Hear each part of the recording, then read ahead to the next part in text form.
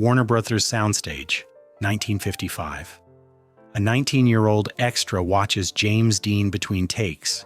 He's nervous, unknown, struggling to get noticed. During a break, he walks up to Dean. "Mr. Dean, how do you do it? How do you make them remember you?" Dean looks at him for a long moment, then says something that sounds insane, but that young actor never forgot those words, and neither did Hollywood. His name was Dennis Hopper, born in Kansas, moved to California as a teenager, studied acting, did small theater roles, got hired as an extra whenever he could. He was talented, but invisible, one face among hundreds trying to break through. In 1955, he landed a small role in Rebel Without a Cause. Nothing major. A few lines, background work mostly, but it put him on the same set as James Dean. Hopper had heard about Dean. Everyone had. East of Eden was getting attention. Critics calling Dean the next Brando. Maybe better than Brando. Studios were watching, agents were circling. Dean was 24 and already being talked about as generational talent. But Hopper didn't care about the hype. He cared about the work. And watching Dean work was like watching someone from a different planet. The first day on set, Hopper stood in the background during a scene between Dean and Natalie Wood. It was a simple moment. Two teenagers talking, but Dean made it electric. He didn't perform the lines, he lived them. Every pause felt real, every gesture organic. It wasn't acting, it was something else, something Hopper had never seen before. Between takes, Hopper watched Dean disappear. Not physically, mentally. He'd sit alone, staring at nothing, processing. When the cameras rolled again, he'd be completely different, transformed. Director Nicholas Ray would call cut and Dean would snap back.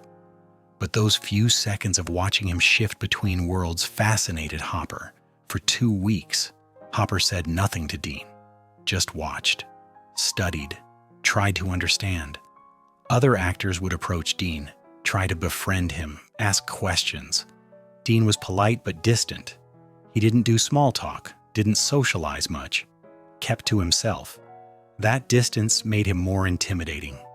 One afternoon during a lunch break, most of the cast and crew left the soundstage. Dean stayed, sitting on the edge of the set, smoking. Hopper was eating alone in the corner. He'd brought a sandwich from home. Couldn't afford the commissary every day. He kept glancing at Dean, working up courage.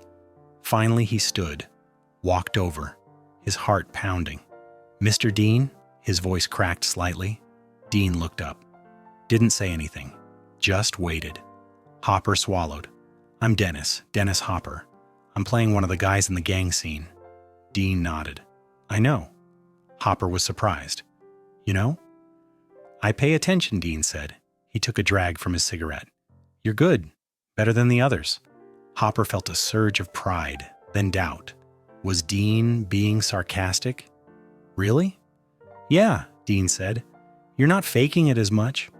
Hopper sat down, uninvited but emboldened. "Can I ask you something?" Dean shrugged. "Sure." Hopper hesitated, then asked the question that had been burning in him for weeks. "How do you do it? How do you make them remember you? I've been doing this for 2 years. Small roles, extra work, nobody notices, nobody cares, but you walk on screen and everyone stops. How?" Dean was quiet for a long moment. He finished his cigarette, crushed it under his boot. Then he looked at Hopper. Really looked at him. "You want the real answer or the answer that makes you feel good?" "The real one," Hopper said immediately. Dean smiled slightly. "Most people say that, but they don't mean it." "I mean it," Hopper insisted. Dean studied him, deciding. Then he spoke. "Stop trying to be remembered. Start trying to be honest." Hopper blinked. "What?" Dean leaned forward. "You're performing for them, the directors, the audience. You're doing what you think they want to see. That's why you're invisible. Because you're giving them something they've already seen 1,000 times. Hopper felt defensive. "I'm trying to be professional. Do the job right." "Professional is boring," Dean said bluntly. "Professional is safe. Professional gets you background work for 20 years until you're too old and they replace you with someone younger. You want to be remembered? Stop being professional, start being dangerous. Dangerous how? Hopper asked. Dean stood, walked to the edge of the set, looked out at the empty soundstage. Every time you're in front of a camera, you have a choice. You can protect yourself, or you can destroy yourself. Most actors protect. They stay in control, they make sure they look good, sound good, hit the right notes, but that's not acting. That's performing. And performing is forgettable. Hopper stood too, walked closer. So what's the alternative? Dean turned to face him. Destruction. You have to be willing to look ugly, sound stupid, make people uncomfortable. You have to go to places inside yourself that scare you, and then you have to bring those places onto camera. No filter, no protection, just raw truth. That sounds insane, Hopper said. Dean laughed. It is insane. That's why nobody does it. That's why most actors are forgettable. They're too sane, too controlled, too afraid of what people will think. Hopper thought about that. But what if I fail? What if I do all that and they hate it? Dean's expression became serious. Then you fail honestly, which is better than succeeding as a fake. At least, if you fail being yourself, you learn something. If you succeed being someone else, you learn nothing. The words hit Hopper hard. He'd spent 2 years trying to be what he thought Hollywood wanted, playing it safe, following rules, being professional, and he'd gotten nowhere. Dean was telling him to do the opposite, to be reckless, honest, dangerous. I don't know if I can do that, Hopper admitted. Dean shrugged. Then you'll have a nice, safe, mediocre career. You'll work. You'll pay your bills. You'll be fine, but you won't be remembered. And 50 years from now, nobody will know your name. The brutality of it stung. But it was true. Hopper could feel it. He was on a path to nowhere. Playing it safe was killing him slowly. Dean seemed to sense his thoughts. You ask me how I make them remember me? That's how. I refuse to be safe. I refuse to protect myself. Every scene I do, I'm trying to self-destruct on camera. And sometimes it works, sometimes it doesn't, but at least it's real. Hopper sat back down, processing. Dean lit another cigarette, smoked in silence. Finally, Hopper spoke. What if the directors don't like it? What if they want me to be more controlled? Then find different directors, Dean said, or make them understand. Ray gets it. That's why this film will work. He lets me destroy myself. He doesn't try to control it, but most directors are scared. They want predictable, manageable. You have to fight them, or you have to leave. That sounds lonely, Hopper said. Dean nodded. It is. You'll lose friends, agents, opportunities. People will call you difficult, unprofessional. They'll spread rumors, try to blacklist you, but that's the price. You want to be remembered? You have to be willing to be alone. The conversation sat heavy between them.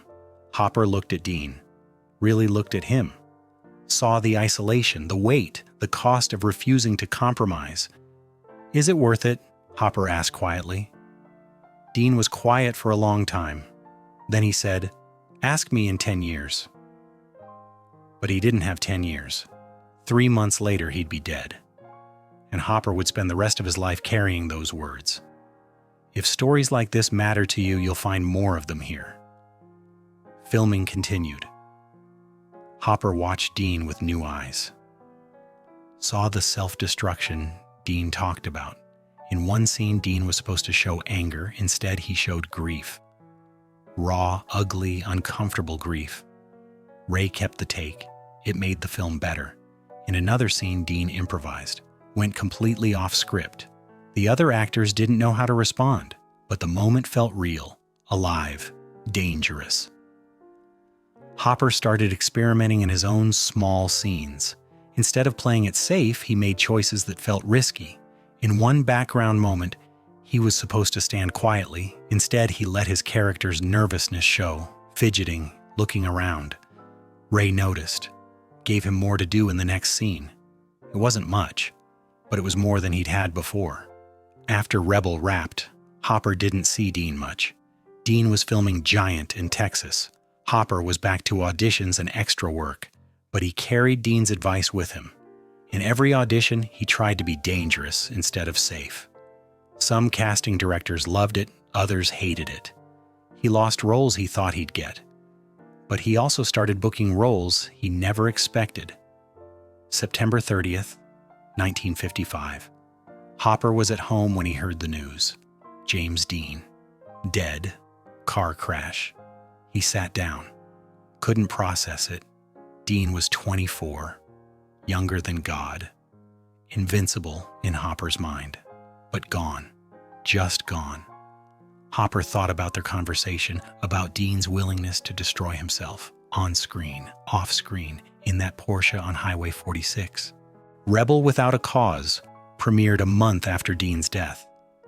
Hopper went to the screening, sat in the back, watched Dean on screen. That self-destruction he talked about was visible in every frame, the raw honesty, the refusal to protect himself, and the audience felt it. They cried, they cheered, they connected to something real. Dean had been right. Destruction made him unforgettable.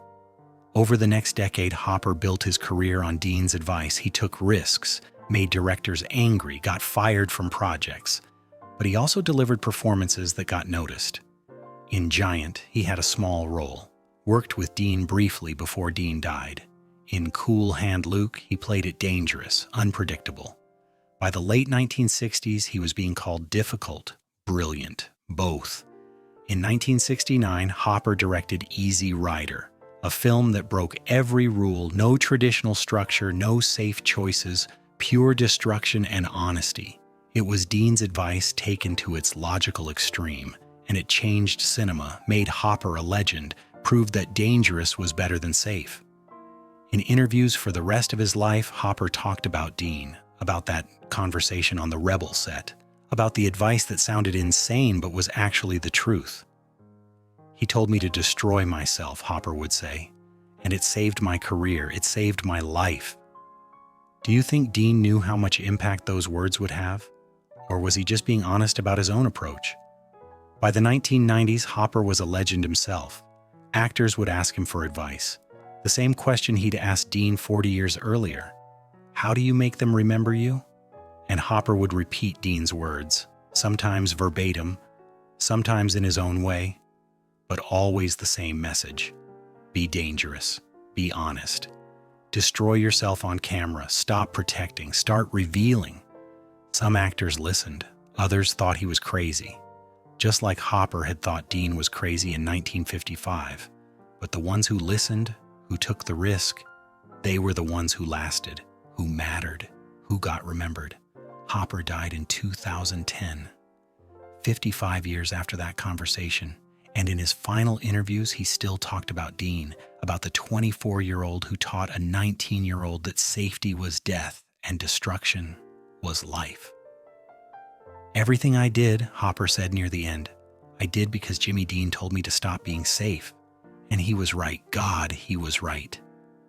That was the day a young, unknown actor asked James Dean for career advice. And Dean gave him the kind of truth that only someone willing to destroy themselves could give. 3 months later, Dean was gone. But those words lived on. In Hopper's career, in the actors Hopper influenced, in every person willing to choose honesty over safety. Dean never got to see what his advice created, never knew that a 3-minute conversation on a lunch break would shape decades of cinema. Never knew that the kid he talked to would become a legend himself. But maybe that was fitting. Dean didn't give advice to be remembered. He gave it because it was true. And truth doesn't need to see its own impact to matter.